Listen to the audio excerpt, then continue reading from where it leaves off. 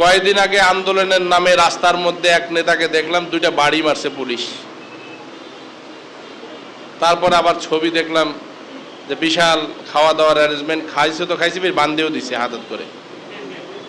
আজকে ওই জন্য মনের ক্ষোভে বললাম যে পুলিশ 2টা বাড়ি মারলে আজকে বিদেশি অনেক দেশ বলতেছে আমরা নাকি মানবাধিকার লঙ্ঘন করছি, অথচ 21শে আগস্টের যে ঘটনাটা 15ই আগস্ট বাদে দিলাম, একবার চোখটা বুলান তো দেখি।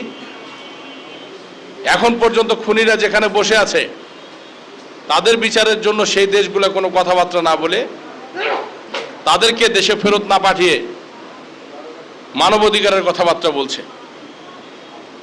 তারা আমরা বলছে যে বাংলাদেশ আওয়ামী লীগ মানবাধিকার লঙ্ঘন করছে, মানুষকে নাকি আমরা ভালোভাবে রাজনীতি করতে দেই না, বাক স্বাধীনতা নাকি আমরা খর্ব করেছি। এই বিষয়গুলো আপনাদের